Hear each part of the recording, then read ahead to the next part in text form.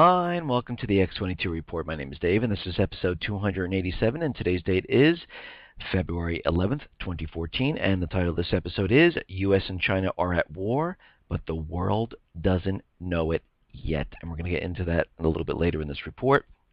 But let's get right into the economic collapse news. We're going to head out to Cyprus. And as we know, in Cyprus, they did a test of the bail-ins.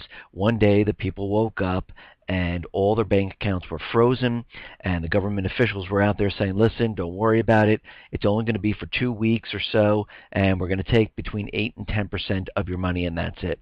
Well, we're going to be going on for about a year now with capital controls in Cyprus, and actually they took 47% of the people's money and replaced it with worthless bank stock. And this was a test of the FDIC Bank of England document, which was created in December of 2012. And that is on the x22report.com site under Resources Documents, and you can go take a look at that. That document has now been passed around to all the countries, and they have copied it, the Eurozone, Australia, Canada, Switzerland, and they have copied it because they are getting ready for a bail-in. Now, Cyprus has just announced that they are going to relax the capital controls starting next week. We're going to have to see how this turns out and if they actually do it, or they might say we're relaxing the capital controls, but we have other emergency type of controls in effect, and they might call it by a different name. We're going to have to see if they actually have done it, because they've said this many times. When it first happened, they said, oh, 1 more week. Then they said 1 more month. Oh, another month. And then, before you knew it, it's a year later. So, all this time, people have not been able to get their full amount of their money out of the banks. And let me just tell you, if I was in Cyprus, the first thing I would do once they say that capital controls are relaxed and you can go ahead and take out your money. Now, they might do it in stages. They might say, okay, today you can do 400, next week it might be 700. So, we'll have to see how they actually work this out. But we will see. The first thing I would do is start taking as much as I possibly could. And I think everyone in Cyprus is going to do just that. Now, in the UK, Barclays is laying off around 12,000 people, and I've been reading and seeing other things that other banks are going to start laying off a lot of employees at this time, and we're going to have to see how this plays out. But Barclays is saying it has to cut costs, and after announcing its profits and increasing bonuses for the investment arm, they're going to have to let go around 12,000 people. And you have to remember, this same bank last year let go 7,650 people. So the amount of layoffs are going up, not down. So here are more people without work. People who had full-time, nice salary jobs are now without work. Now, if every other bank is going to start reporting layoffs, because you have to remember back, Meredith Whitney back in September or so said there were major layoffs that were going to happen in the fall of 2013. Now, it seems like nothing really happened, but now we're seeing a lot of layoffs coming down the pike, and I think everything's just been pushed back at this point. We're seeing Barclays laying off, and we're going to start to see other banks and other financial institutions start to lay off people, because they understand what is going on. They understand they can't keep this propped up, and they need to reduce the workforce. But again, where are all these people going to get work? Where they're going to look for jobs? They're not going to find it out there, because if everyone else is laying off, there is no place for them to go. And this is what we saw in 2008. All those banks and all those financial institutions that were just laying off, there was no place to go. And, this is why you have underemployment. This is why the employment rate is really around 30-37%, because when there's no place to go, you can't find work. And if you can't find what you were doing, you find jobs that pay less, or part-time work, and you work in that. And that's why underemployment is so high and unemployment is so high right now. And if we really look at the economy, and I know the illusion is out there that everything is going well, the market's back up, and all eyes on the S&P. They're all talking about the S&P going to 1900. They're all looking at the Dow and it's going up again, and everyone is saying, "Ooh, look, the economy is still strong. The unemployment rate's coming down to 6.6%, and it'll probably come down even lower." Again, it is hard to look through this illusion, but it is an illusion. All these calculations have been manipulated to make you believe that we are in a recovery. And again, they have to keep telling us that we're in a recovery. The president goes out there, we're in a recovery. All the financial institutions are out there saying we're in a recovery. But if you look past that, you can see what's really going on. We see it by the retail sales. We see it by the real estate sales and the amount of mortgages that are being applied. People that are applying for these mortgages, and they're down by 66%. You can see that most of the houses are purchased with cash from hedge funds and investment companies, and of course they're getting this money from the Fed. So we can see what is going on around here. And we can see that things are not going well. And if you really look, and we look through all this, we can see that wholesale inventories have missed expectations and rose at their slowest rate since July 2013 at a mere 0.3%. And we also have to realize that the wholesale inventory growth is the second slowest in a decade. Now, as we can see, the gold manipulation is going on. They continually push down gold. Every time it starts to move up a little bit, they push it back down. But if we look at what's going on around the world, at these cheap, inexpensive prices, gold demand is way up. In Dubai, gold jewelers just reported the strongest gold sales in 7 years. India reported that silver bullion imports hit a 5-year record from April 2013 to January 2014. Australia's Perth Mint said gold sales jumped 41% and silver 33% in 2013. In January, gold demand was up 10% and silver 8%. Mexico's pension funds are now investing in gold after strict investment regulations were recently lifted. And countries are purchasing more and more gold. Turkey purchased around 150 tons. Vietnam, 110. Russia, 57 tons. If we look, Ukraine, 6.22 tons. Venezuela, 1.87 tons. Indonesia, 4 tons. And if we look at China, they did a record 1,139 tons of gold. And if we look back at the United States, and I cannot find anything, if the United States is purchasing any gold whatsoever, and I can't find anything out there that even says that the United States is purchasing anything. But the gold demand for 2013 jumped 24% in the United States, and it's continually increasing in 2014. So we can see as these prices are coming down, people are realizing that this gold, the precious metal market, is manipulated, so they are going out there and they're purchasing more of it. And again, you have to look at this whole entire thing this way, that gold, silver, it is on sale. They're bringing the prices down for you right before the economic collapse, so go out and purchase what you need to purchase. Again, gold and silver, palladium, platinum, any precious metal is an insurance policy if the paper currency completely declines and plummets and collapses and implodes on itself. That is what the precious metals are for. You keep them with you, you hold on to them, they're physical, and when the new currency comes, they'll be priced in a completely different way. And again, it is also a hedge against inflation. So we can see that holding precious metals is really not an investment, it is more like an insurance policy. Okay, now with Obamacare, we understand that employees like Home Depot, Forever 21, and many other companies have started to reduce the number of hours that people work. And they started to move people who were full-time maybe into some part-time positions.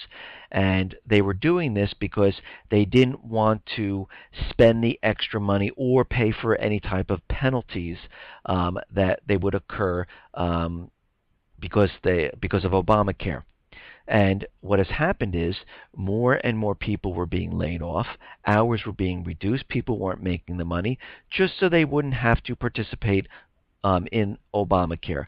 And the government, the White House, Obama realized this and said, whoa, whoa, whoa, whoa. And they didn't want to admit it, but the number of people employed has been dropping because of Obamacare.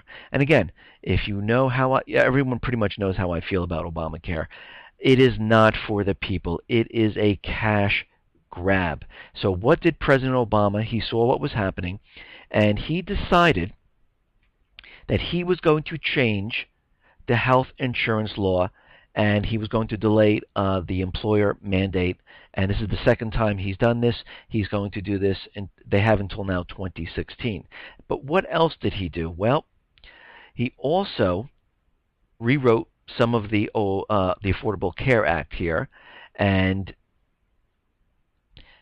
what he did was, to be eligible for the postponement of the mandate to 2016, this is what each employer needs to do. They cannot reduce the size of their workforce over the overall hours of service of its employees unless it can be justified through the Internal Revenue Service. So they have to prove why they are reducing people's hours or getting rid of people. This is what he has done right now. The Affordable Care Act, as passed by Congress, says companies with more than 50 full-time equivalent employees must provide minimum essential coverage starting January 1st, 2014, or pay a fine. And large employers, those who have 100 or more, must provide coverage to only 70% of their workers in 2015. But the regulations also say that effective yesterday, employers may not shed employees or work hours just to get below the 100 employee threshold, and thus avoid Obamacare's penalties for another full year. So if a company has 101 employees and they don't want to pay, what they'll do is they'll reduce the hours or lay off the people to bring them to 99.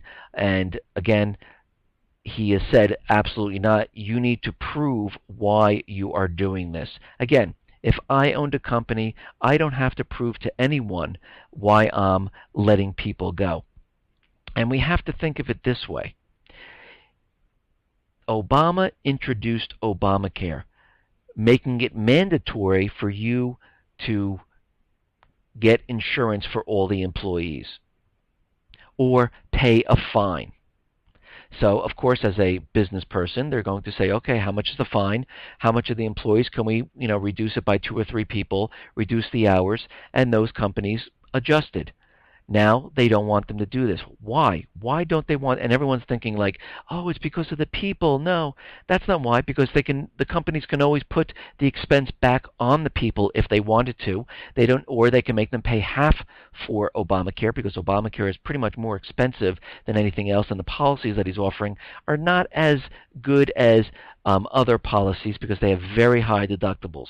What they are doing is they need to build the revenue to pay for the U.S. debt. This is why there is a penalty, because you have to think, when they first introduced this, the insurance companies and Obama thought that if we put a penalty on the individual for not taking health insurance and on companies, they would decide to take the insurance instead of paying the penalty. They were trying to force them into taking insurance. And what they found was that the youth, where they thought, since they don't have a lot of illnesses and they don't get sick that often, they would be the base of Obamacare, and they would be paying the premiums to pay for the older folks who get sick quite much more than younger people. They run into problems as you get older. And what happened was, since the youth of America can't find work, they decided, the penalty of 1% of nothing is nothing. The penalty of 2% of nothing is nothing. Or whatever, part-time money they're making, I'd rather just pay the penalty than pay for health insurance at this point. So insurance companies are seeing that they're not bringing in the revenue. They decided to put all these penalties to force people into insurance because, again, part of this insurance plan are hidden taxes inside, and revenue goes to the government, and profits go to the insurance companies. And this is the entire system. And what it is a complete cash grab. And this is why they have implemented all of these penalties. This is why he's saying everyone needs to be in, because this whole entire thing does not work for the government and the insurance companies if everyone is not in buying the insurance. And a lot of people who do not have work, who are underemployed with part-time work, or have their salary reduced, they are not going out and buying health insurance. This is the problem right now. And he tried to stop this. And again, they're trying to control every aspect of business. It cannot work because people always find a way to get around it. And eventually, when you make no money, you just say, you know what? What's more important? I'd rather spend the money on food than pay $400, $500 a month for health insurance, which I will most likely not use because my deductible is $3,000 or $4,000. So I won't even see anything from health insurance from all the premiums I'm paying. So it's not even worth it. And this is what's happening today. And this is why Obama continually wants to change the law and make it much more difficult for everyone. And this is what he's been doing. This is like the third rewrite that he's done at this time. Now, a couple reports ago, we talked about net neutrality and how this is going to work, where ISP providers like AT&T, Verizon, cable companies, they can decide what sites you can see, which sites you can't see. And right now, AT&T is filing for a patent where part of the patent is they want you to pay for credits. And again, this is going to be a very difficult time when it comes to the Internet, because the Internet, the way we know it, is going to completely change at this time. Because what they're trying to do is they're going to say, listen, these are the sites that we approve and you can go look at. If you want to see another site that we banned, you must pay a credit. And you can purchase the credits from us, and then we'll let you go see it. And there might be other sites where they'll say, you know what, we're not even going to show you those. And again, these companies like AT&T, let's take that for example, if they have streaming videos, they might not let you go to Netflix because it's a competitor. And this is what they're applying for right now. The Internet, the way we know it, the control is going fast forward right now, because they're going to definitely control what you see, when you can see it, and how you can see it. And eventually, they want you to pay for it. And again, they're the ones who are telling you what is good, which they approve, and which sites are bad, which they disapprove on. And we can see this going forward. This is how the control of the Internet is going to start. And we can see it happening right in front of our faces.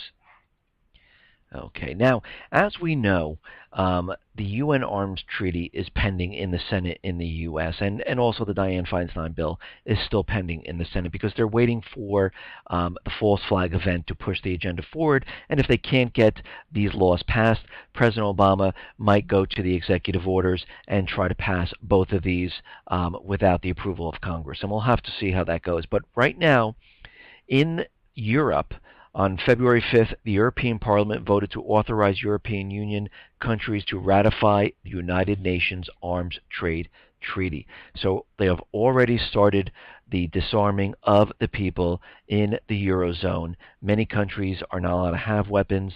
Here in the U.S., we have the Second Amendment, but you're going to see as this goes forward, people who are trying to purchase weapons or get weapons, they're going to see their rights being taken away. And again, they want to push this agenda everywhere because they need everyone disarmed so they can have full control of the people. Not just in the U.S., in Canada, in Australia, in the U.K. If you notice, some of these countries, you're not allowed to even have a weapon.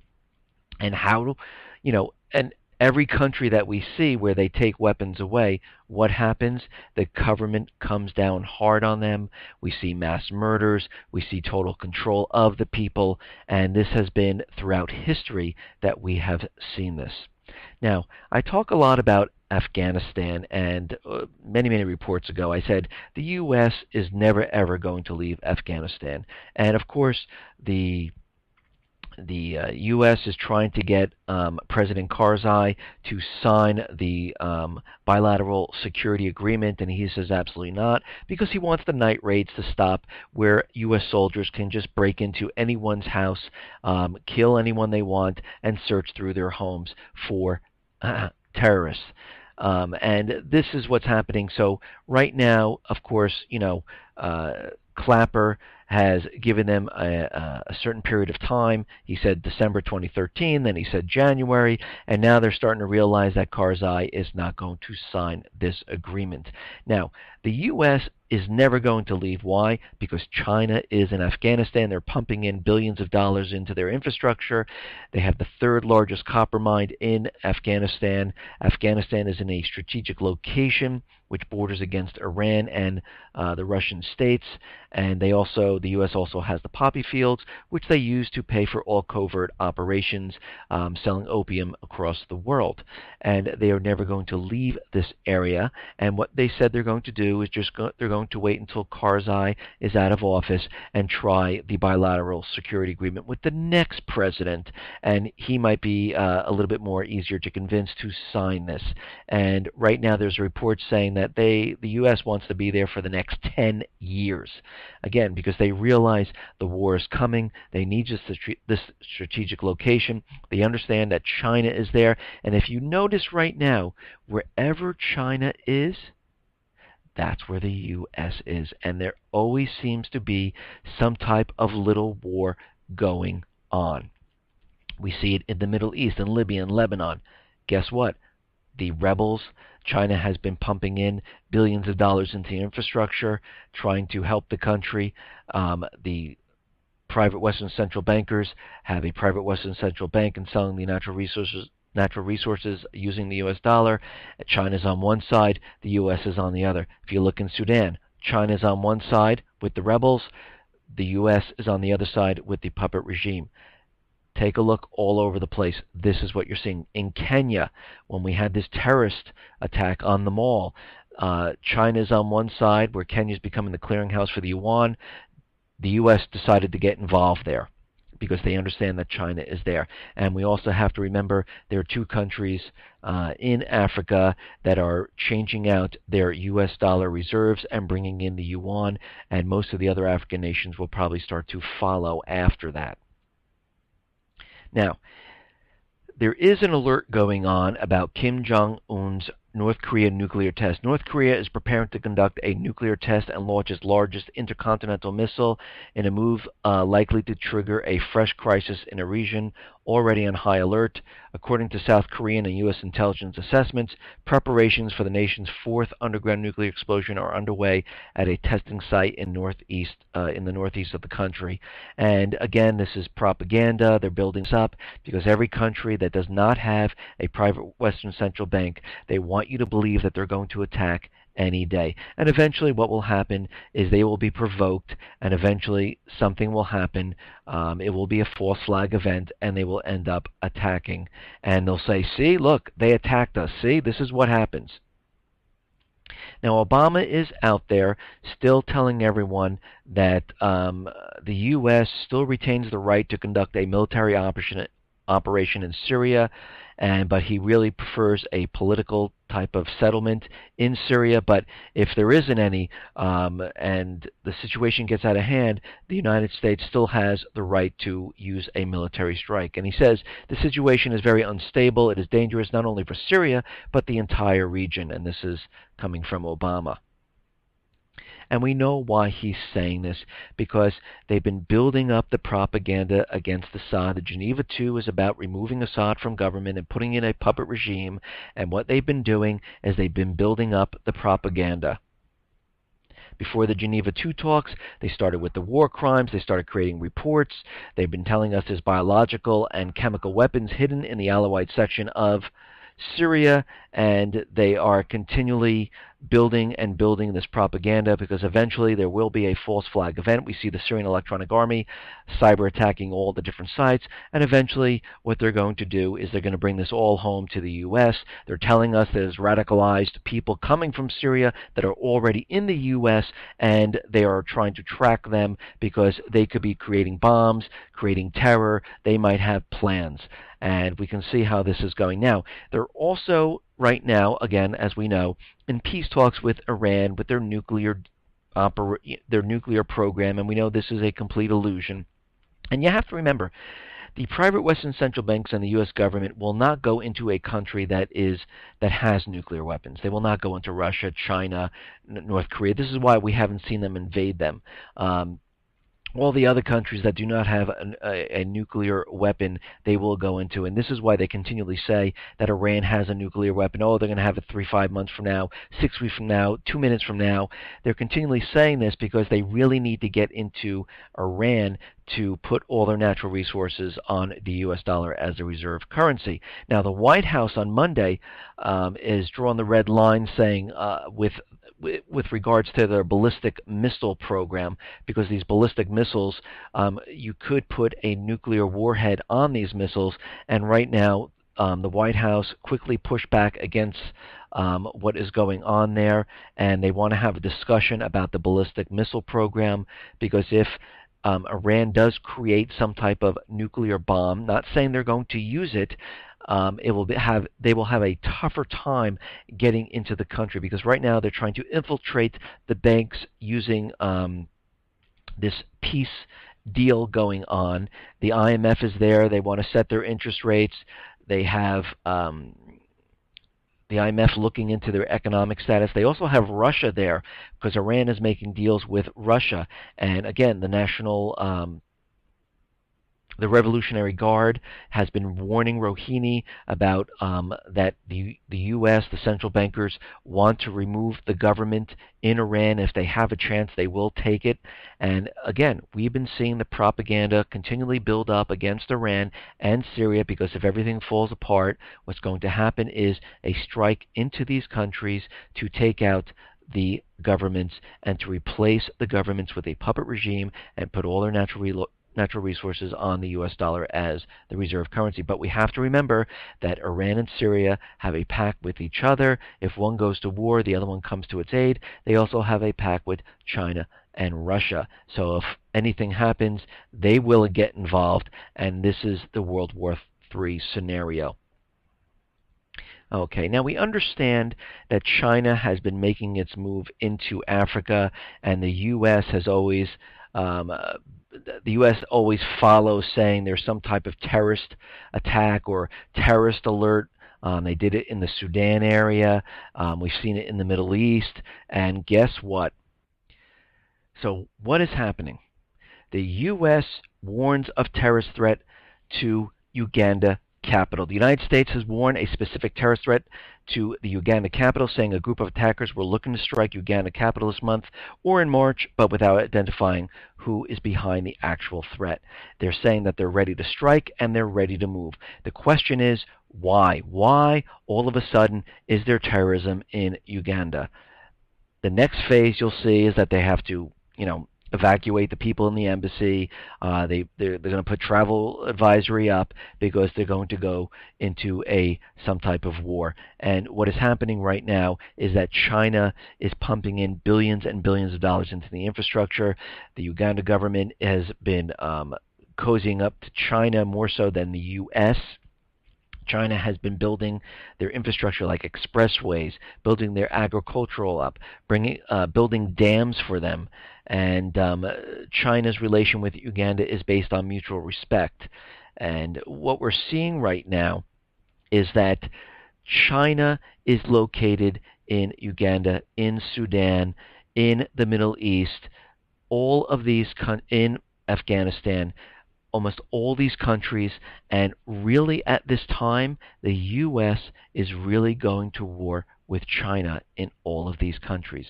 We are fighting against the other side. The United States government central bankers are fighting against the rebels, Al-Qaeda, which is Chinese-backed people of that country.